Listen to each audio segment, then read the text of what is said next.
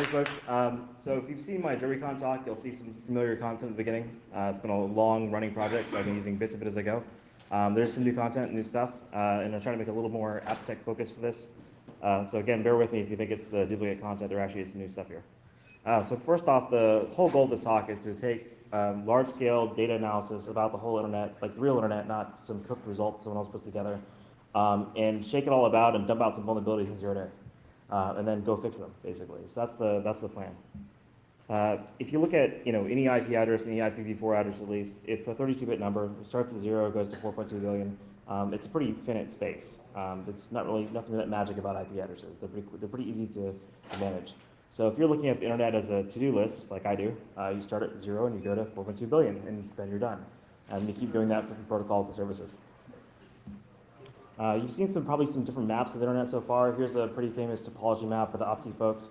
This shows all the connectivity between different routers, different networks. The green here are commercial, the red's military, the blue are orgs. And just one way to kind of visualize what the internet actually looks like with this 4.2 billion IPs. And granted, not all 4.2 billion are active or addressable, but it gives you an idea of kind of how folks have looked at it in the past. There's been some other work recently on showing the internet connectivity as peering points between cities. So the top graph will show you the density of peering points by city across the world. The bottom graph will show you the connectivity between those points. So another way of kind of looking at the same thing about how these different cities and regions actually interconnect and where kind of the hotspots are. So you can see by this graph alone that if you want to say take out a particular country or city's internet access, you're trying to find out how they actually get their internet. There's only a fairly small number of peering points for most cities outside of the major metropolis areas if you're planning on taking them offline. So especially stuff down in Australia, down in kind of the Pacific and so on. Another graph, this is now done by content. So instead of looking at this from a perspective of topology or connectivity, looking at the internet again, but this time based on what the biggest websites are. So the blue dots here in the center, these represent North American, kind of more international, more cross-boundary, cross-national popular websites like Google, Bing, things like that. So this is where Facebook will show up. This is where other sites will show up. On the left-hand side here, you've got various Chinese sites like Baidu and so on that represent the big sites for the Chinese language internet users. And the little red dots on the right side there, those are all Russian and Russian language. So this gives you an idea of kind of, if you're looking at capturing traffic for internet users, or you're looking at kind of how important a particular website is, you can easily see this in this graph. If you're planning on, sniffing, or let's say you do DNS poisoning, and you want DNS poison to get the most traffic, to get the most connectivity, there's only a very few number of websites you have to actually target to get a large portion of the population, a large portion of the daily web traffic. So, for example, DNS poisoning, Google and Facebook probably get you about 80% of the US in terms of the day-to-day web browsing.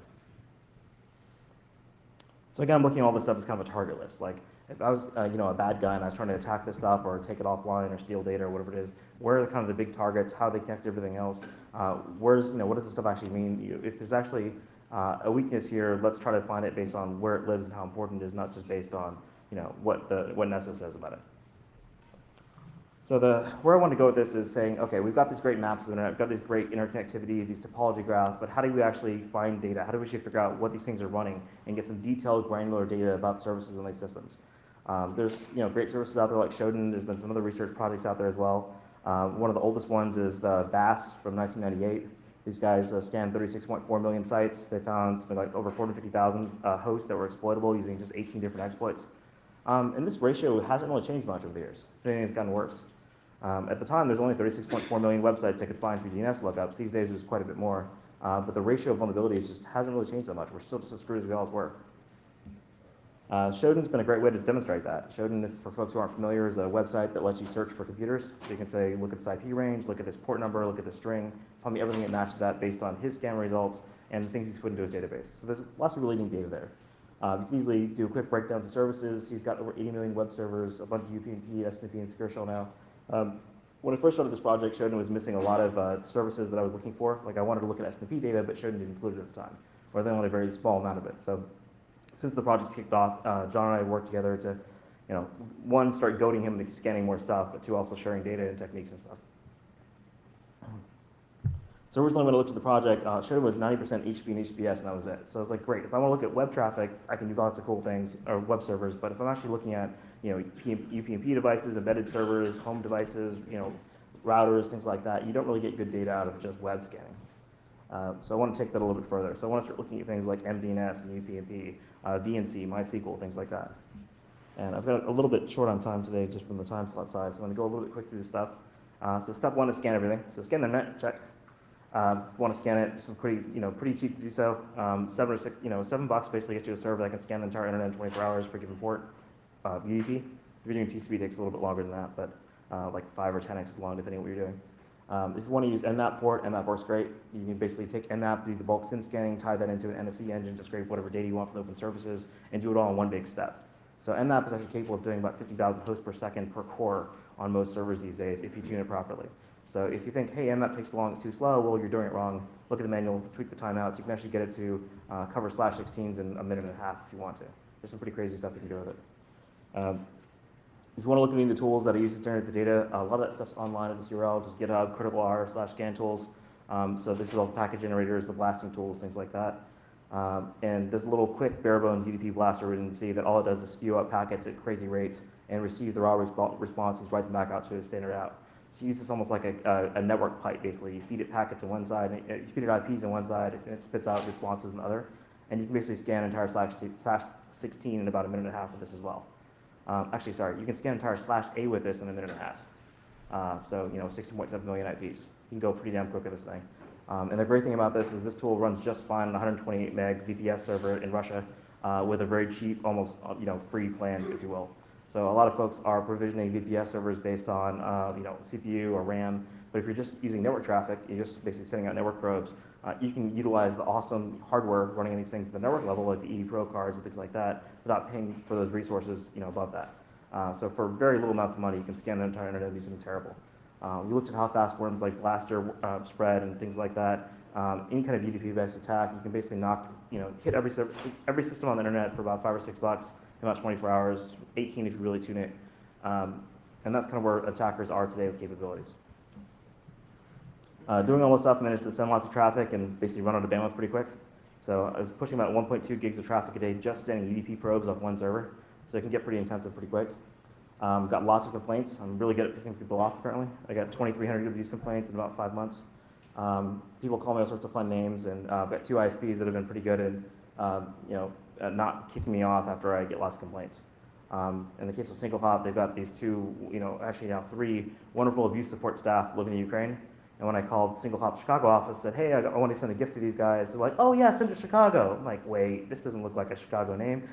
So I found them on Facebook, found out where they live, got their at-home addresses, and sent them the gift packages there, and it's much easier. So now my buddies in the abuse department take care of me. It's great. So go SingleHop.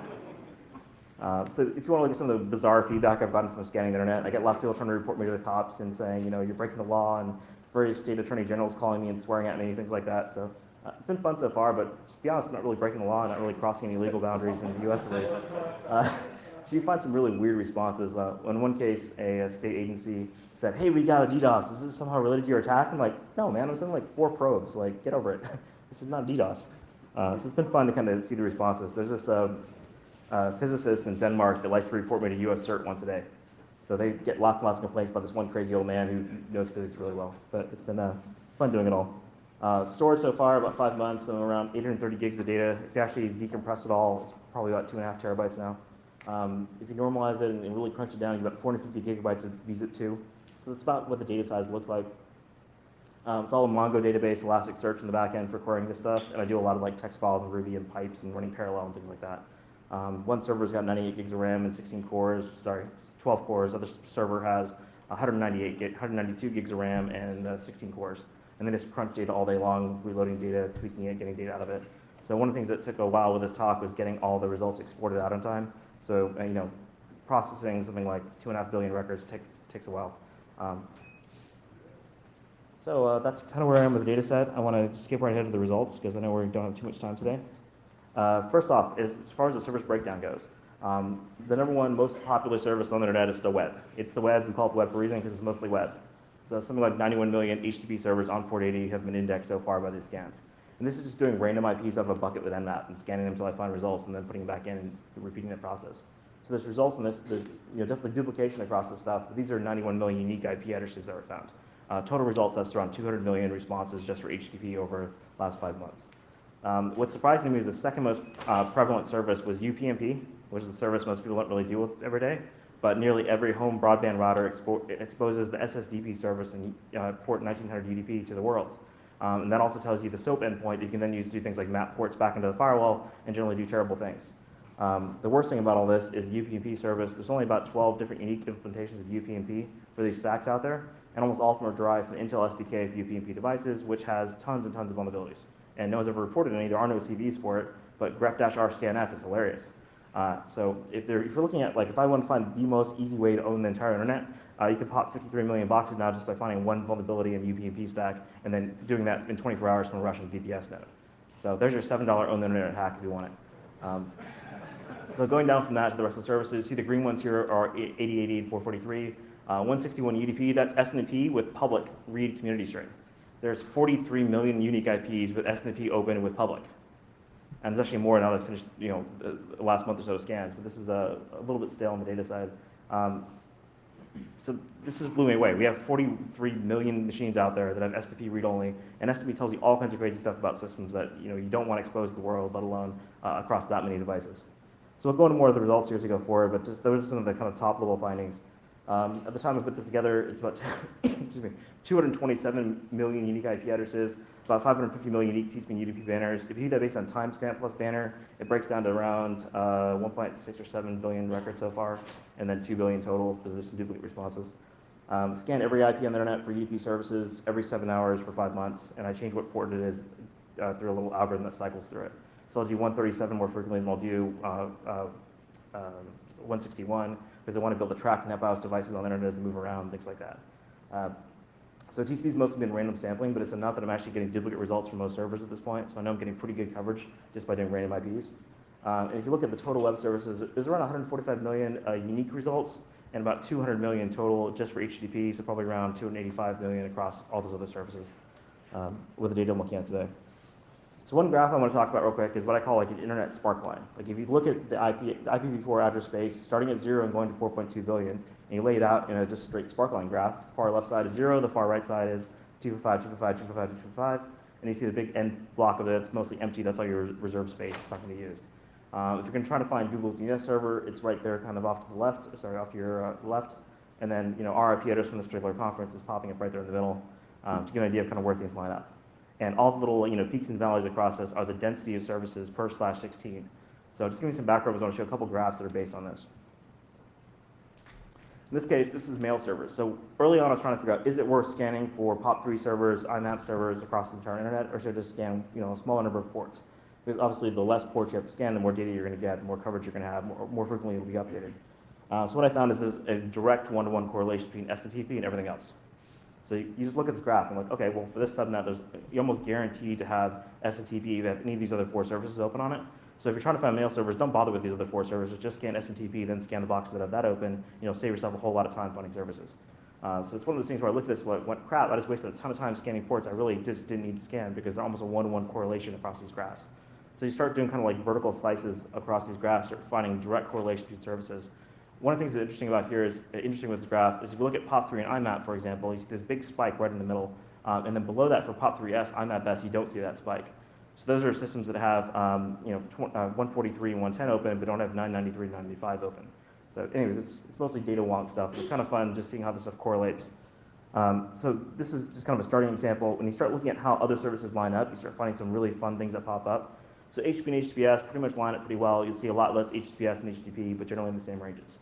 If you look at 8080 below that, it's a little bit different. You see some stuff that's 8080, but not really dense with port 80 or 443.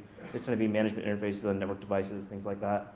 FTP, you see big spikes, and they typically correlate with lots of web servers, lots of other devices out there. You get down to Telnet, and you see a lot less of it. Telnet's almost the inverse of web servers. Most systems with Telnet open are routers that don't have a web server exposed, with some exceptions in some of the Asian regions, because you have a lot of network devices that have both web management interfaces and Telnet open. So if you know what your IP address is, convert it to an integer, and you can find it in the chart pretty quick in terms of where your range is. But what I want to point out about this graph, it kind of surprised me. If you look at Secure Shell is about half as much as either FTP or Telnet. We're still using unencrypted management protocols more than we are using Secure Shell by far. So, yep, we still have all the security we had in 1998, and it's not really getting any better. This is a little bit different graph. It's the same top 3 protocols for web, so 80, 80, 80, 443. And and you start seeing how these line up, and then you start seeing how do those correlate to UDP services like NetBIOS, SNMP, and UPnP. The crazy thing about this graph is SNMP and UPnP are almost 1-to-1. That's just crazy.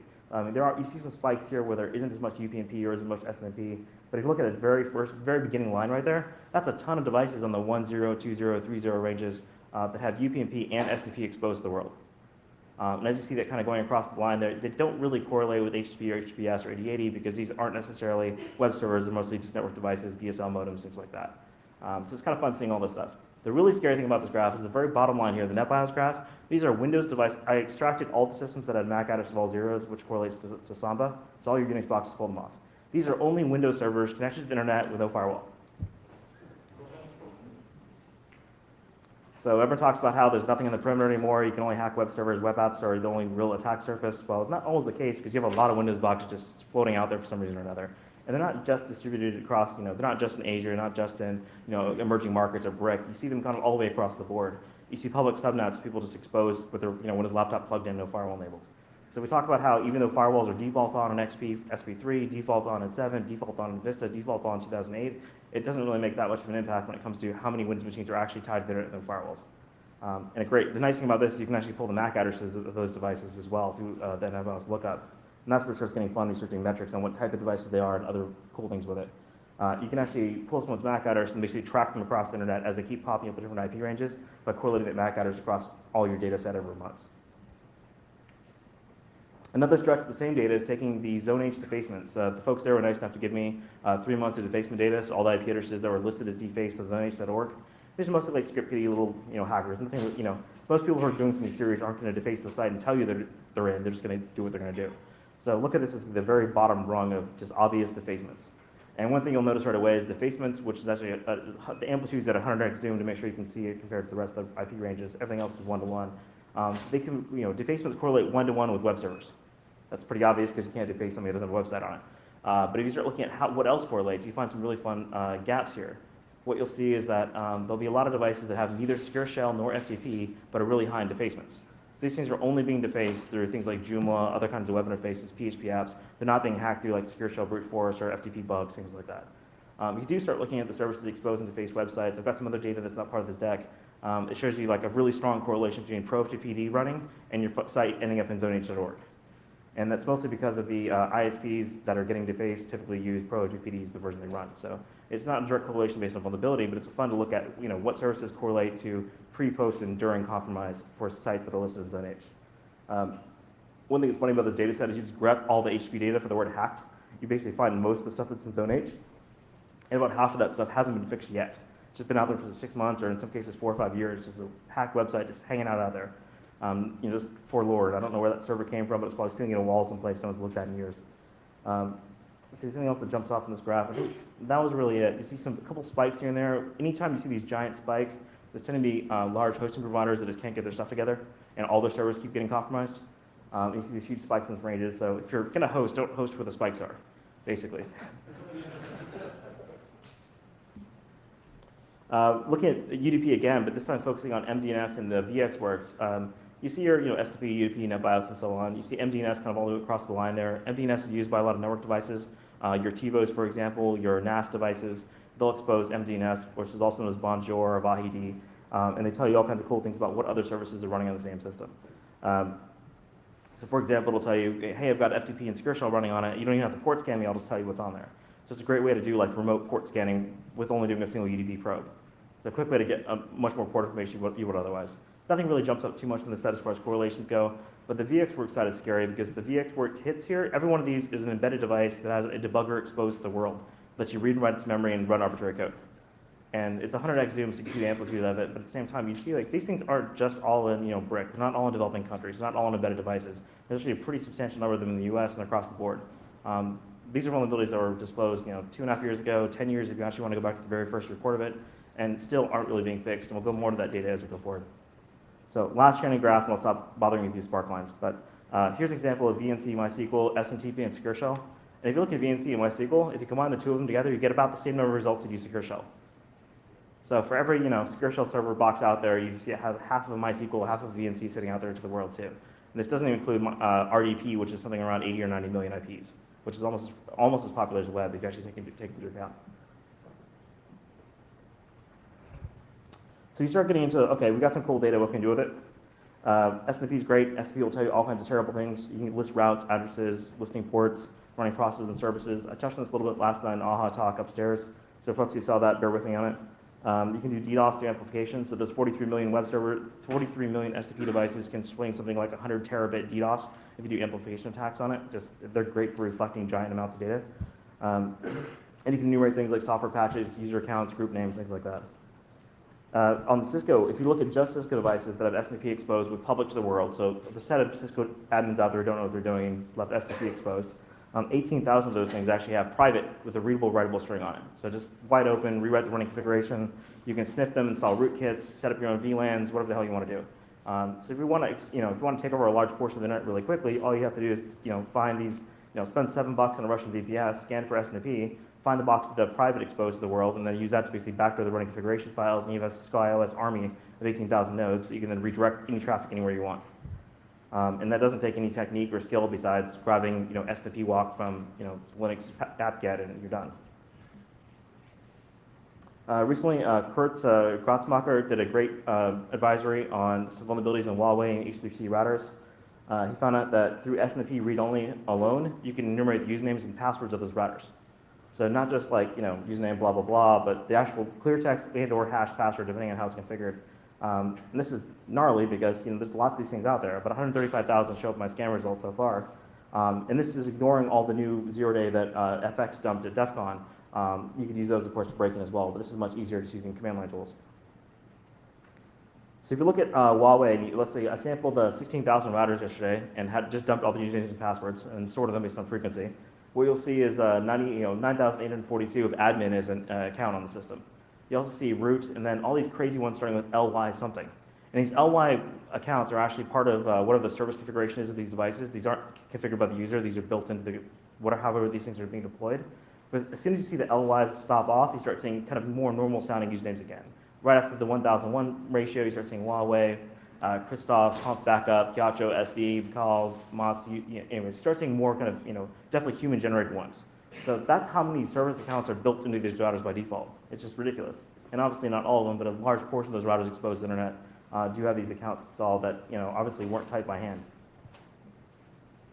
So let's say we wanted to log into all these routers. We'll look at all the passwords. So 3,152 of these things have the password of 12345 for admin. And that's 3,000 of 16,000, and apply that ratio to 135,000 because you see how many routers you can pop pretty quick.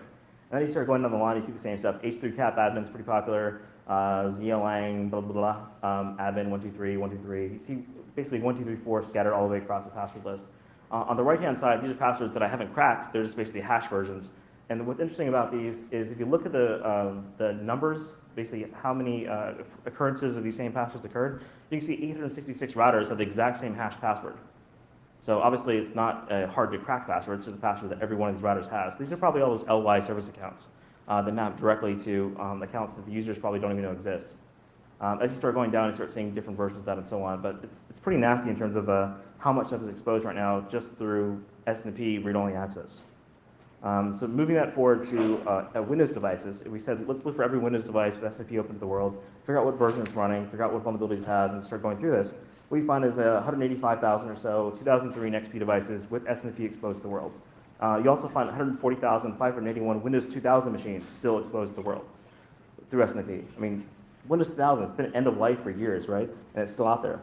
You see about 3,400 2008 Windows 7, you see about 1,285 Vista, and about 1,281 NT40 still out there. And you see 7 NT351 guys who just won't die. They're just trucking along, they're immortal. One thing that SNMP allows you to do in Windows is enumerate the arguments to running services, and oftentimes the service arguments are actually confidential. They shouldn't be exposed to anybody, but SNMP will actually expose the arguments passed to those services as well, which includes tons of passwords. So you just grep for the word password after doing SNMP walk on all these devices, you get probably 1,000 clear text passwords that I found in probably 20 minutes.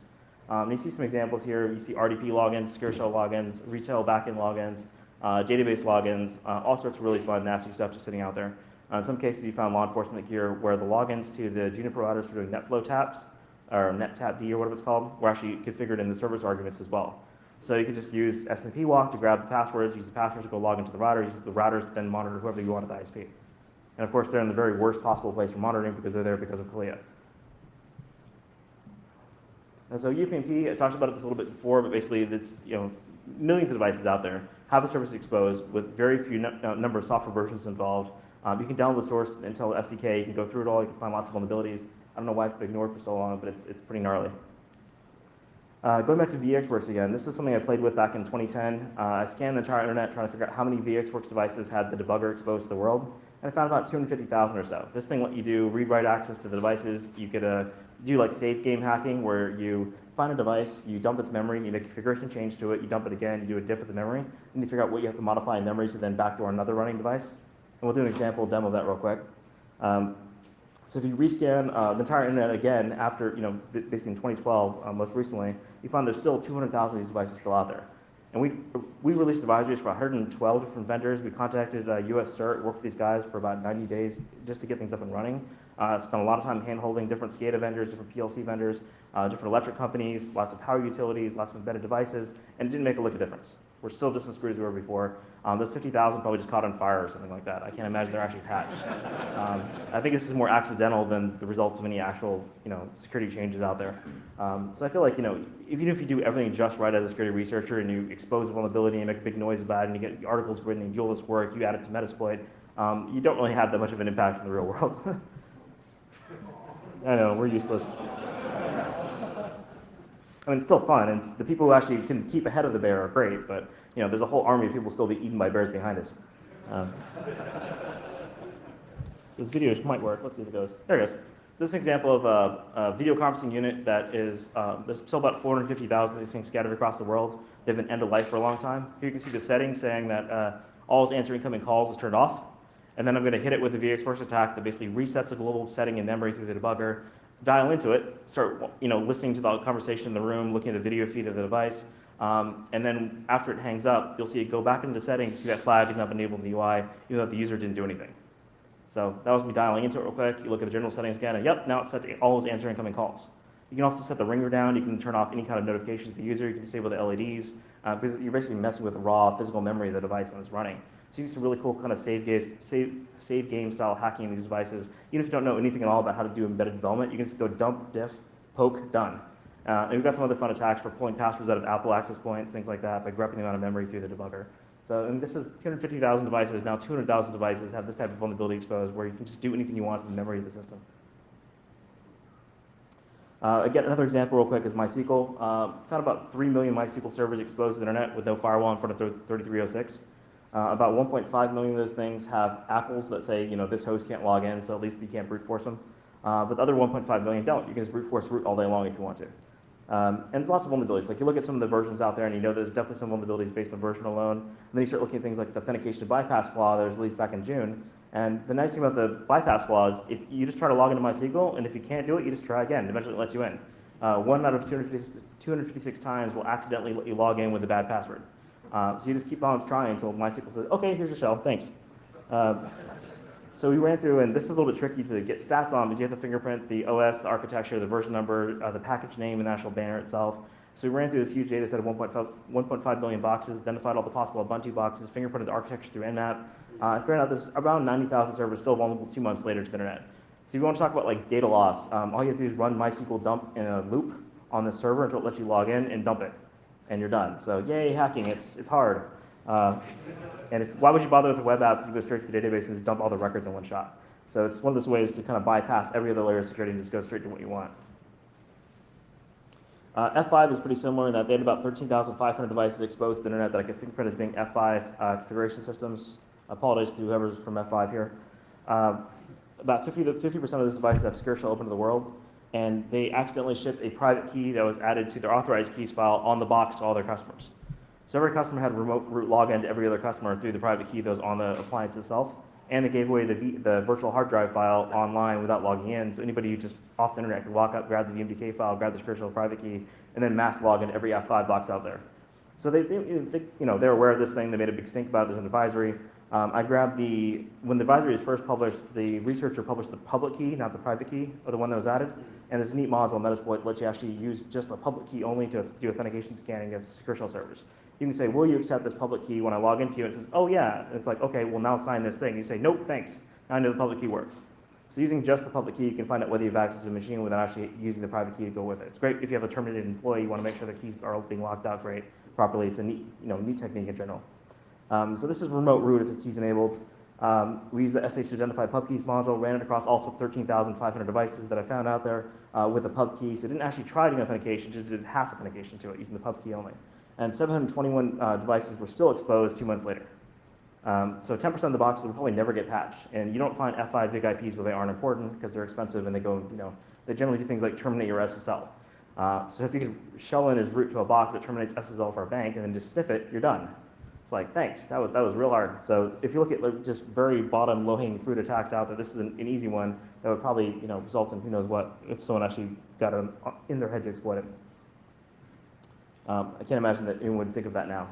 But anyways, the F5 guys have actually been good about it. We've been in touch about trying to find more servers, trying to contact all the various customers. They're having trouble getting their customers to actually make the changes. They're very much aware of the problem themselves.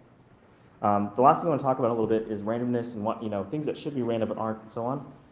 So I like looking at NetBIOS, for example. Most folks think MAC addresses are fairly unique. I mean, they're supposed to be unique. The vendor's supposed to manage the Ethernet address pool, 48 bits. They get their own little chunk through OUI prefixes. They manage all the MAC addresses for all their network cards and Bluetooth and things like that. So MAC addresses have been considered unique by vendors because that's how you do port locking, that's how you do Wi-Fi SSID stuff, that's how you do all sorts of things are based on MAC address for uniqueness. Software licensing keys, Windows activation keys. So of about 21 million NetBIOS services that are found so far, not that many of them are unique.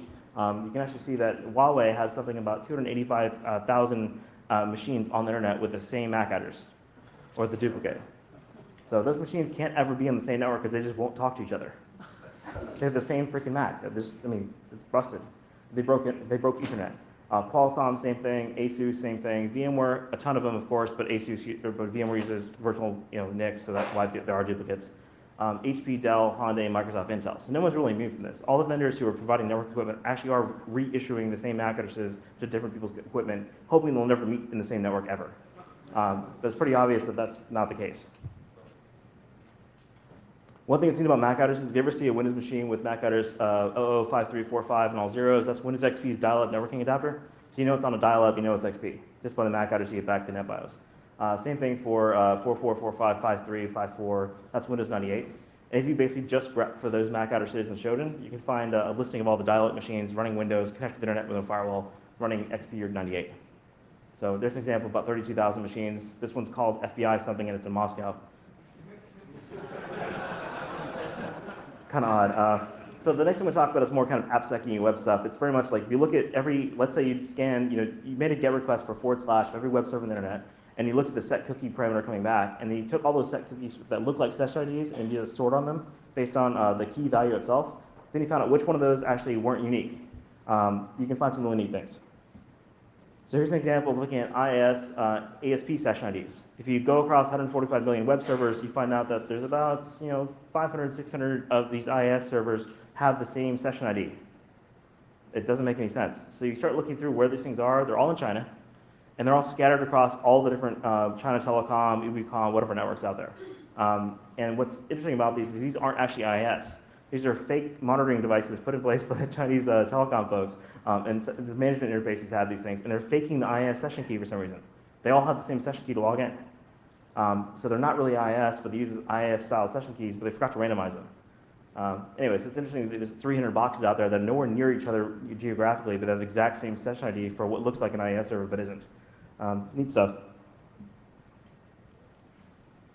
Here's an example of two application frameworks that have some serious problems with session management. Rack, part of Ruby on Rails, has the same key in a lot of cases. You also see a lot of issues with Ruby on Rails applications. There's a great presentation being done by a gentleman named Jordan Chen. I'm not sure, I think it's like Hack Night, something like that is where it's going to happen. He found basically this massive cryptological vulnerability in how Ruby on Rails generates sessions for some people, for some use cases. And he's got a great cracker that just goes through and logs in as whatever. So I won't go into too much on that side because it's his talk, but You can easily see just by searching for Ruby on Rails style cookies like _federal_session, you see duplicate session IDs already popping up here. So everyone who writes Python is going, yeah, Ruby sucks, wah! Well, Twisted framework, also known for almost all Python-based network services, great framework doing that, has the same problem with entropy with its sessions. So you can look at all these sessions here, even though there's only 3 or 4 duplicates, these duplicates are nowhere near each other geographically or ownership-wise. These are not related to it at all. They just happen to have the exact same number. So something is seriously wrong with Twisted Framework's entropy for session generation, and you only find out when you actually start sorting out 145 million servers and find out which ones have conflicts. So even though these look like nice long MD5 hashes, they're conflicting. There's 3 or 4 servers that are unrelated to each other have the same key. So there's something majorly wrong with Twisted. I don't know what version, whether it's already fixed or what. This is just kind of data coming straight from the scan results. Same thing applies to network devices. You find devices out there that have really crappy session keys. This RG cookie session ID applies to these ADSL modems, and they just use long integers, and they conflict. These are probably 32-bit integers. They're probably not being treated just as decimal. And you'll see that 10 machines have the exact same session ID being given out, these little DSL modems. So obviously there's something really wrong in the sessions there too. So it's a great way to kind of shake 0-day out of the internet just by looking at anything that's a duplicate that shouldn't be a duplicate. Same thing applies to Cisco application control. You see these ACE cookies are supposed to be unique. They're obviously not. Some really weird ones that popped up. This is actually kind of a question for the audience, really. You see a lot of PHP servers on the internet have the exact same session ID being spit out. And the session ID applies not just to PHP, but to a whole suite of other applications that are sending the same static session ID across. And it doesn't make any sense why. And I figured maybe this is like a known MD5 sum for some weird string that happens to be common when there's a bug in the application. But the string is the CF9139D F5544. You can pull it from slides later, email me.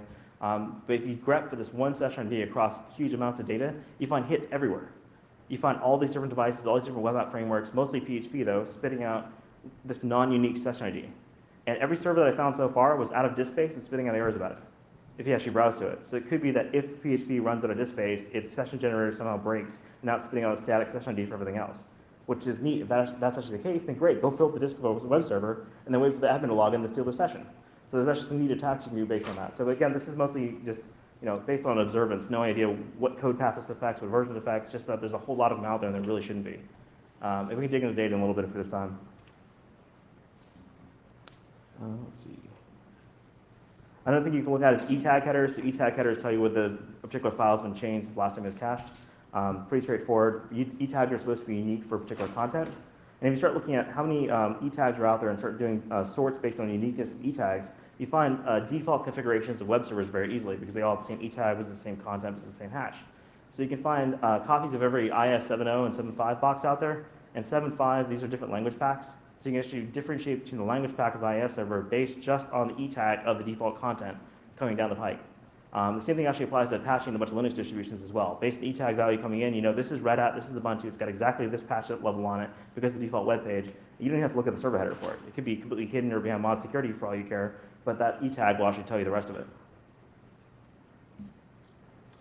So there's a couple stats real quick because you can't just talk about web server stats, I'll talk about user agents. One thing I want to point out here is if you look at unique agents of about 200 million, 35 million is the data set I started with for this, of 200 million total, is still exploring when I got to it.